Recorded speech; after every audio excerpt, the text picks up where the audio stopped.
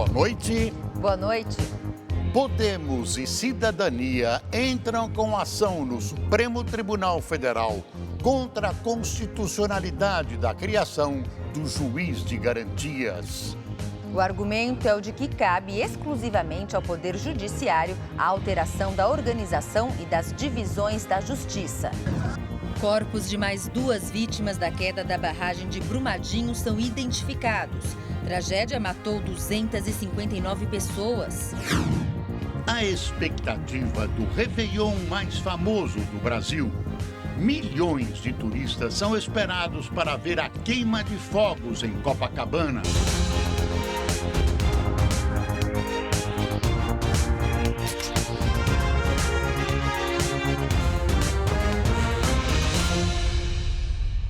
Dois partidos protocolaram neste sábado uma ação para que o Supremo Tribunal Federal declare inconstitucional a criação do juiz de garantias. No pedido apresentado pelo Podemos e pelo Cidadania, os partidos alegam que a Constituição Federal sustenta que cabe exclusivamente ao Poder Judiciário a alteração da organização e da divisão judiciária. A figura do juiz das garantias, criada sem a participação direta do Judiciário, desrespeitou o funcionamento dos órgãos jurisdicionais.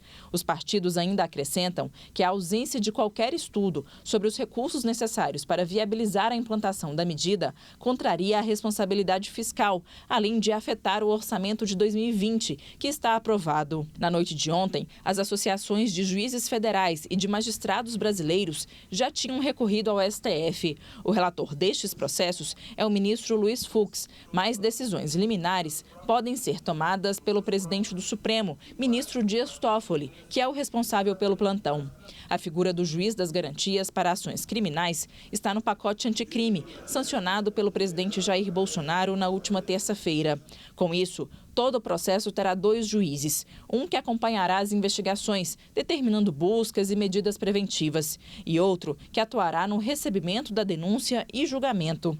A figura do juiz de garantias foi incluída no pacote anticrime pela Câmara e contraria o ministro da Justiça, Sérgio Moro. O Conselho Nacional de Justiça vai lançar na próxima segunda-feira, dia 30, uma consulta sobre a estruturação e implementação do juiz das garantias. O CNJ quer ouvir tribunais, associações de juízes e de magistrados sobre o assunto.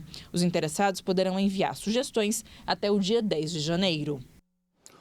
O Estadão afirma hoje em manchete de primeira página que o presidente Bolsonaro recebeu aval do presidente do Supremo, Dias Toffoli, para manter o juiz de garantias que o ministro Moro sugeriu vetar no texto do projeto. O fato é que há uma polêmica enorme entre juristas sobre esse assunto.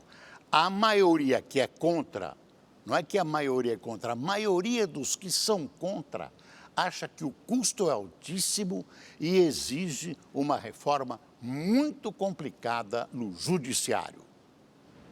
O presidente Jair Bolsonaro vetou na íntegra um projeto de lei aprovado neste mês por deputados e senadores de incentivos ao cinema nacional. O texto previa a prorrogação até 2024 do regime especial de tributação da atividade de exibição cinematográfica, o Recine. Na prática, o texto concedia isenção fiscal para a instalação de salas de cinema, além de incentivar a produção audiovisual brasileira. A justificativa para o veto foi que o projeto cria despesas obrigatórias ao governo federal sem ter indicado a fonte de custeio. O Congresso pode, em sessão conjunta, derrubar ou não o veto de Bolsonaro.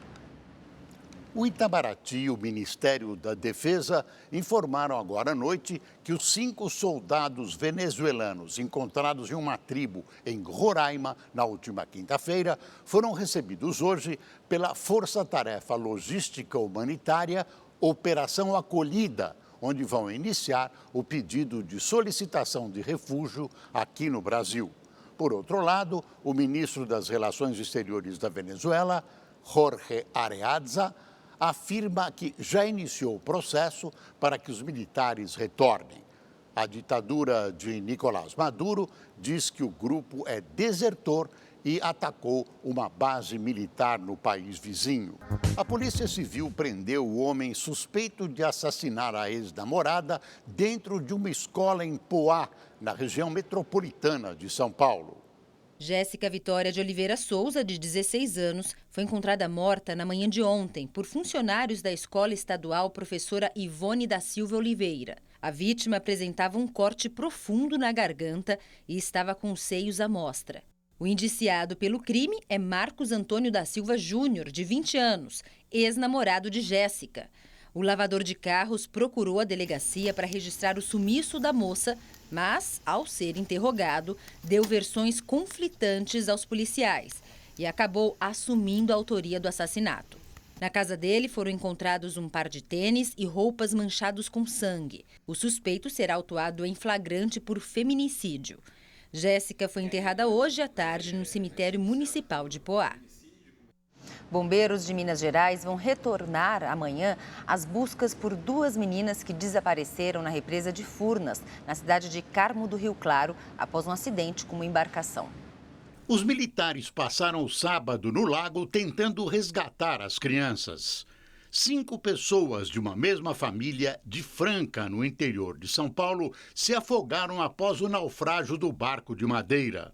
Os corpos de um homem e 2 mulheres foram resgatados. Sebastião Gomes, de 63 anos, morreu tentando salvar as sobrinhas. A polícia ainda não sabe se as vítimas usavam equipamento de segurança no momento do acidente. Em Brasília, imagens do circuito interno de segurança mostram o momento em que um motociclista rouba relógios no estacionamento de um shopping no centro da capital federal. Segundo a polícia, um desses relógios custa cerca de R$12 mil. Nada além dos acessórios foi levado. As vítimas teriam sido seguidas do aeroporto até o centro de compras. O roubo ocorreu no último dia 13 e as imagens foram divulgadas nesta sexta-feira. Até agora, o suspeito não foi localizado. A Polícia Civil de Minas Gerais identificou hoje mais 2 vítimas resgatadas da lama da Vale em Brumadinho. O motorista de caminhão-pipa, João Tomás de Oliveira, de 46 anos, e o mestre de obras, Noel Borges de Oliveira, de 50 anos. Os 2 eram terceirizados da Vale e estavam trabalhando quando a barragem rompeu. Com a confirmação, subiu para 259 os mortos na tragédia provocada pelo rompimento da barragem da Mina do Feijão.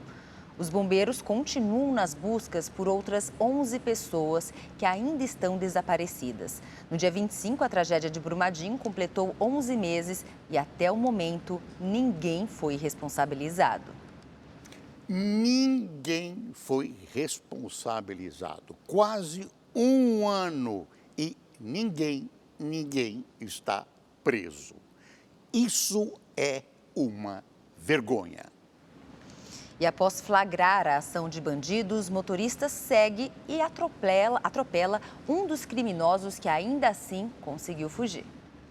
O caso aconteceu em São José dos Campos, no Vale do Paraíba, em São Paulo. As câmeras registram o momento em que o motorista invade a calçada de um bar e atinge em cheio um dos homens, que praticamente voa com o impacto. Ainda assim, ele se levanta, pega uma bolsa e sai andando sem ferimentos. Segundo a polícia, momentos antes, a dupla de criminosos assaltou um mercadinho próximo ao local e levou a bolsa de uma mulher. A polícia ainda não conseguiu localizar os assaltantes. O Rio de Janeiro já está em contagem regressiva para o Réveillon. No último fim de semana do ano, muita gente passou o dia nas praias da cidade. Sol, calor, o último sábado do ano foi um dia típico de verão. Bom para o programa preferido do carioca, a praia.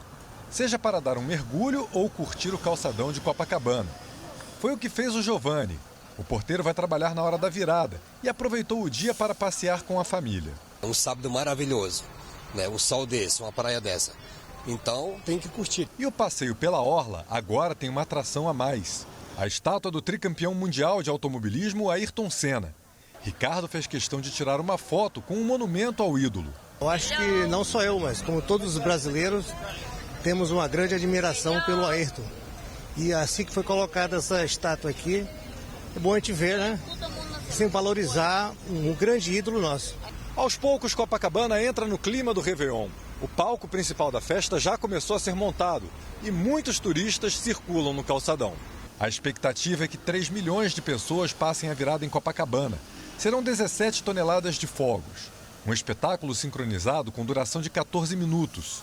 Ao todo, 4 palcos serão instalados na praia para a apresentação das atrações musicais.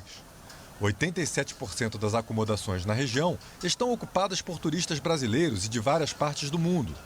Roberto veio de Santa Catarina com a família para ver a queima de fogos pela primeira vez. Tá bem legal, dá para curtir, dá para andar de bike, dá para aproveitar bastante aqui.